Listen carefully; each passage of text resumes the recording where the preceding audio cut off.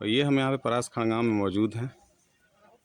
ये गांव से सीधे ये रास्ता आ रहा है और ये सीधे गली पकड़ के हमारे परिवार तक पहुंच जाता है। यहाँ से आप देख सकते हैं कि यहाँ से हमारे ख़ानदान की लिमिट शुरू होती है। और ये है, ये आप देख सकते हैं, ये हमारे एक बाबा जी की मकान है जो प्रेम भवन जिसका नाम है। तो आप गौर से देखेंगे इस प्रेम भवन के सबसे ऊपर क्या लिखा है।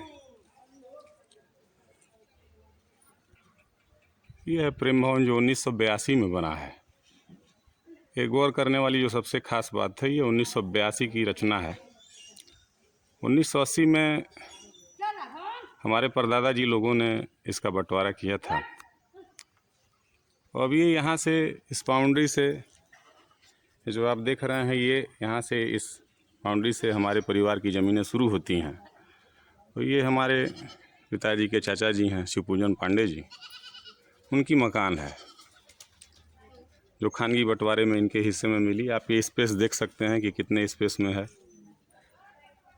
हमारे परदादा जी लोगों की मंशा थी कि जब उन लोगों ने मकानों का बंटवारा किया तो उनकी मंशा थी कि सबको बराबर बराबर हिस्सा मिले। अभी मैं आपको आगे दिखाता हूँ किस प्रकार से उन लोगों ने बंटवारा किया है मकान का। ये आप देख सकते हैं वीडियो में कि 1982 में ये भवन बना है और 80 में बंटवारा हुआ है, यानी बंटवारे के 2 साल बाद, 3 साल बाद इस भवन का निर्माण हुआ है। आप मेरे साथ बने रहिए।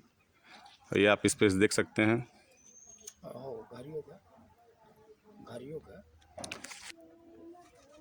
ये वो रास्ता है जो सीधे आप देख सकते हैं कि आगे हमारे परिवार में अन्य रिश्तेदारों तक पहुंचता है।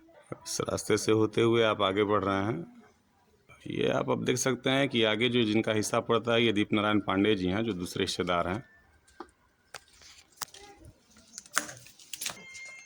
और अब आप देख सकते हैं कि कितने स्पेस में है। ये दूसरा स्पेस है जो दीप नारायण पांडे जी के हिस्से में पड़ता है। ये सीधे आप रास्ते से आते हैं, फिर उसके बाद सबसे पहले शिवपूजन पांडे जी पड़ते हैं, फिर उसके बाद ये दीप नारायण पांडे जी हैं। और फिर इसके बाद आप जो देख रहे हैं, जो सामने बिल्डिंग जहाँ एक सफ़ेद कुर्ताधारी व्यक्ति दिख रहा है, वो मेरे पिताजी हैं। वो मेरे मकान का हिस्सा है। आइए हम आगे दिखाते हैं। अब इस बिल्डिंग से लेके और ये पूरा स्पेस और ये पूरी ये बिल्डिंग जो आप देख सकते हैं 2 मंजिले है, वो मेरे मकान के आखिरी सिरे तक दीप नारायण पांडे जी का हिस्सा है।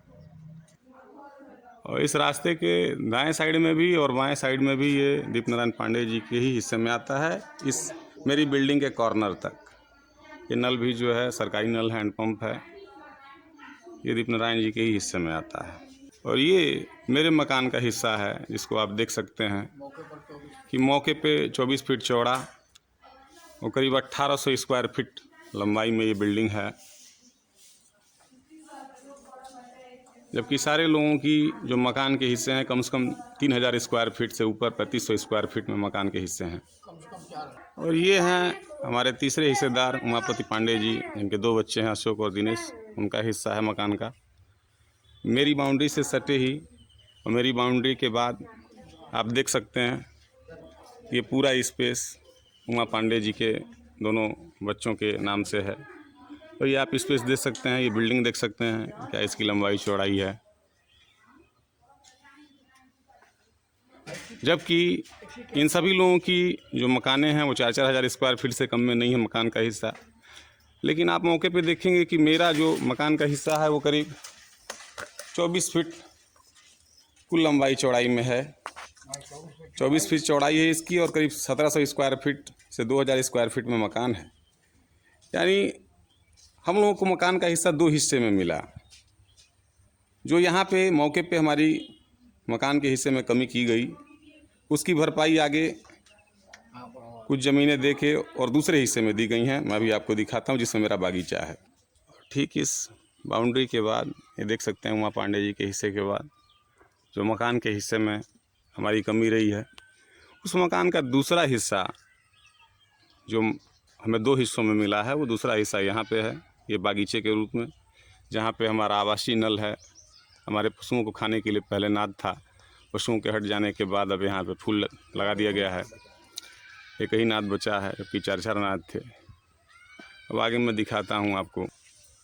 इसी बागीचे में तमाम अनार के वृक्ष, तमाम महोगन के वृक्ष, आम के वृक्ष और अमरूद के पेड़ पौधों को हम लोगों ने लगाया है। यही वो नल है जहाँ पे पिछले 45 साल से हम लोग यहाँ पे स्नान करते हैं, यहीं पे रहते हैं और हम लोगों का पूरा दिन यहीं पे गुजरता है। बाल बच्चे यहीं पे खेलते हैं। जो वहाँ पे मकान का हिस्सा हमें कम मिला, वो दूसरा हिस्सा हमारे परदादाओं ने हमें यहाँ पे दी। जबकि इन लोगों की जो मकानें हैं वो 16 आने मालकियत की ज़मीन में जो है अवस्थित हैं और हम लोगों को जो ये मकान का दूसरा हिस्सा मिला वो 4 आना मालकियत की ज़मीन थी। सबसे जो प्रमुख बात है वो ये है कि उस समय हम लोगों को इन लोगों के मकान के हिसाब से 4 गुना हिस्सा मिला था, लेकिन मौके पे हम लोग भी आज भी इन लोगों के इक्वल ही हैं और इसके बावजूद भी पिछले 40 सालों से इन लोगों का कोई हस्तक्षेप नहीं था। ये जो सामने आप एक सेमल का पेड़ देख रहे हैं जो सोया हुआ है, यही वो सेमल का वृक्ष है जिस सेमल के वृक्ष को लेकर इन लोगों ने हस्तक्षेप किया है। अभी मैं आगे दिखाता हूँ आपको। अब ये बाउंड्री जो आप देख रहे हैं टीन सेट की, शुरू से लेकर लास्ट तक, यही बाउंड्री हमारे मकान के दूसरे पार्ट का हिस्सा है, जिसमें तमाम वृक्ष, फलदार वृक्ष और पेड़ पौधे मौजूद हैं। और इसमें से ज़रूरत पड़ने पे ये तमाम वृक्ष जो आप देख रहे हैं ये 45 साल के सब भीतर के वृक्ष हैं। तमाम जो है वृक्ष इसमें जो है हम लोग ज़रूरत आवश्यकता अनुसार लगाते रहते हैं। आप देख रहे हैं तमाम यहाँ पे कटे हुए पेड़ भी दिख रहे हैं जिन्हें आवश्यकता अनुसार काटा भी जाता है। और पिछले 40 सालों में कभी किसी ने कोई हस्तक्षेप नहीं रहा, क्योंकि सब ने अपना अपना कटवाया, अपना अपना नक्शा बनवाया, किसी अपना अपना लगाया, किसी ने कोई हस्तक्षेप नहीं किया। ये आप देख सकते हैं कि कई जगह ये बीच बीच में पेड़ जो है कटे हुए हैं, खाली हैं, बाउंड्री से सटे। ये ना एक दिन में कटे हैं, ना एक दिन में ये इतने बड़े बड़े वृक्ष पैदा हुए हैं। देख सकते हैं आप, ये कटहल का पेड़ है, ये भी काफ़ी दिनों 3 पहले थे ये पेड़ 3 की संख्या में, लेकिन 2 कट चुके हैं, तो एक मौके पे अभी भी जिंदा है। ये आप देख सकते हैं ये जो आम का वृक्ष है सूख चुका है, 3 साल से सूखा हुआ है। ये साझा का पेड़ था और इसको भी आधा कटवा के हम लोग लगवा चुके हैं, आधा बचा हुआ है। और ये वो सेमल है जिसको हम लोगों ने कुछ दिन पहले कटवाया और जिसके बाद शिवपूजन पांडे जी के पुत्र विनय पांडे जी ने हस्तक्षेप किया और इसको रोका। जैसा कि देख सकते हैं कि ये हमारी पश्चिमी सीमा है और ये गड्ढा हम लोगों ने स्वयं शौचालय निर्माण के लिए खुनवाया था, लेकिन बाद में इरादा बदल गया, जिससे हम लोग मकान में ही जो है शौचालय बनवा लिए। तो ये अभी भूभाग इस पर तमाम निर्माण कार्य अभी बाकी हैं। भविष्य में हमारी इच्छा होगी तो हम मकान भी बनवाएंगे। और वो जो आप देख रहे हैं आखिरी जो टीन का कोना है वही हमारी उत्तरी सीमा है। उसके बाद श्री प्रमोद पांडे जी का हिस्सा पड़ता है, तो उनके बागीचे शुरू हो जाते हैं, उसके बाद उनकी मकान शुरू हो जाती है।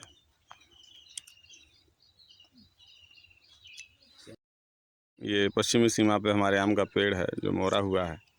अब इस सेमल को कटवाने की मेन वजह ये थी कि क्योंकि यहाँ पे बंदरों का बहुत ही आक्रांत है। आप देख सकते हैं कि केले के वृक्षों को किस तरह से बंदरों ने नष्ट किया है, तोड़ते रहते हैं। सारे फल फूल और वृक्षों को तहस नहस ये बंदर कर देते हैं, जिसके वजह से तो ये सेमर ही इनका आश्रय स्थल था। तमाम बार डीएम साहब को दरखास्त दी गई कि इन बंदरों का कोई उपाय करें, लेकिन उसके बाद भी जब उपाय होता न दिखा तो फिर हम लोगों ने अंत में सेमल को कटवाने का निर्णय लिया। ये सेमल करीब जो है 25 साल पुराना सेमल है और ये हमारे हिस्से में जो है 25 साल से वर्तमान है। तमाम वृक्ष कटे, तमाम वृक्ष लगाए गए, किसी को कहीं कोई आपत्ति नहीं रही, क्योंकि ये हमारा अखंड हिस्सा था, हमारे मकान के लिए हमारे बूढ़े लोगों ने दिया था। और पिछले 40 साल से मैं, मेरे पिता, मेरे भांजे, मेरे भतीजे सभी यहाँ पे काबिज हैं। इसमें हाँ ये तमाम महोगनी के जो वृक्ष आप देख रहे हैं ये 10 से 12 साल के भीतर लगी हुई हैं। तमाम ये लीचियाँ, ये अमरूद के बाग 10 से 12 साल के भीतर के हैं। ये जो आम के पेड़ हैं वो 20 से 25 साल पुराने हैं। ये सेमल भी 25 साल पुराना था। ये सामने जो बड़ा आम दिख रहा है ये भी कम से कम 30 साल पुराना आम का वृक्ष है। और ये जो सूखा पेड़ आप देख रहे हैं ये उस समय साझे का था, जो हमारे बुजुर्गों ने लगाया था, ये हमारे हिस्से में मिला था। और ऐसे कई पेड़ थे जिनको आवश्यकता अनुसार हटाया गया सूखने पे, और जिनको आवश्यकता अनुसार जब वो सूख गए तो उनको जलौनी के रूप में यूज किया गया। और ये हम पश्चिमी,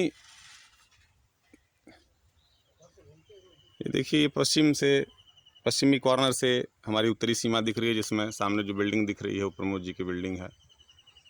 और इस पश्चिमी सीमा से खड़े होकर ये जो व्यू आप देख रहे हैं ये पूरे मेरे बागीचे का है। मेरे मकान के दूसरे हिस्से का है। जब हम इधर दक्षिणी सीमा की ओर जाते हैं तो इसके ठीक बाद मेरा और शिवपूजन पांडे जी का चक शुरू हो जाता है। और सामने आप देख सकते हैं कि जो नहर दिख रही है जिस पे अर्जुन के पेड़ दिख रहे हैं, जेसीबी जा रही है, वो रास्ता है, सरकारी रास्ता है जिस पे जेसीबी चल रही है और नया निर्माण हो रहा है। और इस टीन से लेके ये दक्षिण की हमारी सीमा है।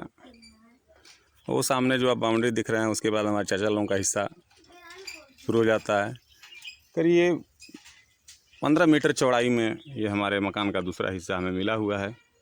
इसके बाद मैं आगे दिखाऊंगा, ये जो एक रास्ता आप दिख रहे हैं, ये हमारे बागीचे से सीधे हम लोगों ने अपने व्यक्तिगत चलने के लिए, अपने बच्चों के लिए, अपनी मोटरसाइकिल लाने के लिए अपने ही चक में करीब जो है 4 फीट का मार्ग बनाया हुआ है। और ये मार्ग सीधे जो है नहर तक पहुंचता है और नहर से हमारे परिवार को जोड़े हुए है।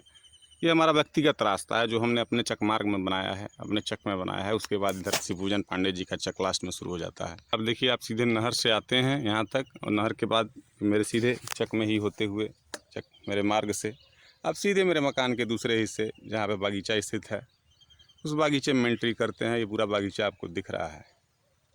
मेरे पिता सफ़ेद कुर्ते में आपको देख सकते हैं। तो ये हमारी पूर्वी सीमा है, जिसके बाद दीनबंधु पांडे जी का, जो मेरे सह खातेदार हैं। और इनके में भी देखिए कि कितने वृक्ष हैं, सागौन से लेके और कितने काटे गए हैं, आप समझ सकते हैं। आवश्यकता अनुसार ये भी काटते रहते हैं लोग और लगाते रहते हैं लोग। ये पूरा इनका चक है। और ये आप देख सकते हैं, ये हमारे अपने व्यक्तिगत यूकलिप्टस हैं जो पूर्वी सीमा पे हम लोगों ने लगाए हुए हैं। ये दक्षिणी सीमा पे भी यूकलिप्टस हैं, वो शीशम, वो आखिरी जो आप केले के वृक्ष देख रहे हैं वो हमारी पश्चिमी सीमा है। उसके बाद प्रमोद पांडे जी का चक शुरू हो जाता है। और यहाँ ये चक प्लॉट आप देख रहे हैं, ये नहर तक हमारा है और इसी प्लॉट में हमारा ये व्यक्तिगत रास्ता है। तो ये आप देख सकते हैं कि वृक्षों को के ही माध्यम से हमने अपना बाउंड्री जो है चारों तरफ बना लिया है, पूर्व में भी, दक्षिण में भी और पश्चिम में भी। चारों तरफ टीन शेड से जो है कवर किए हुए हैं हम अपनी बाउंड्री। तो इस पर कभी कोई किसी को आपत्ति नहीं रही। ये प्रथम बार है जब हमारे एक चाचा जी ने इस वृक्ष को रोका है। इसकी सुनवाई आपको करनी है। ये अब मैं अपने कैंपस में घुस रहा हूँ, आप देख सकते हैं, नहर से आते हुए सीधे। और ये आम रास्ता नहीं है, ये हमारा व्यक्तिगत रास्ता है जो सीधे हम अपने बाउंड्री में, अपने मकान के हिस्से में आने के लिए यूज करते हैं। सभी लोग इसमें प्रोहिबिटेड हैं, पूरी तरह से वर्जित है इसमें आम आदमी का आना। तो ये वो मेरी माँ है जो मकान का पहला हिस्सा आपने दिखाया, मैंने दिखाया, जो करीब 1700 स्क्वायर फीट में वहाँ मौजूद है। बहुत बहुत धन्यवाद। कोई मैं दिखाता हूँ, ये आप देख सकते हैं कि यहाँ पे भी तमाम इनके हिस्से में वृक्ष काटे गए हैं। आवश्यकता अनुसार ये लोग भी कटवाते रहते हैं और हम लोग कभी कोई आपत्ति हम लोगों को नहीं रही है, किसी को कोई आपत्ति नहीं रही है। जबकि सबका सब जगह नाम है, जबकि सबका आज भी संयुक्त खाता है, हर कोई सबके हिस्से में आज भी बिलोंग करता है। ये देख सकते हैं, ये पूर्वी सीमा पे हमारे चाचा जी के मकान के हिस्से में पीपल का वृक्ष था, बहुत पुराना वृक्ष था जिसको उन्होंने साल भर पहले कटवाया। वैसे ही आज भी उसकी जड़ पड़ी हुई है, लेकिन कभी किसी ने कोई आपत्ति नहीं किया। ये एक सेमल का वृक्ष जो बंदरों ने सूख चुका है, बंदरों ने इसको सुखा दिया और जितना जरूरी समझा गया उतना चाचा ने कटवाया। बाकी जो बचा हुआ है इसको भी कटवाने वाले हैं, कटवाएंगे, किसी को कोई एतराज़ नहीं है। ये मेरे चाचा जी का हिस्सा है। भैया देख सकते हैं कि मेरे ही चाचा जी यहाँ पे आलू बोवा रहे हैं, आलू पड़वा रहे हैं, लेकिन हम लोगों को कोई आपत्ति नहीं है, किसी को कोई दिक्कत नहीं है।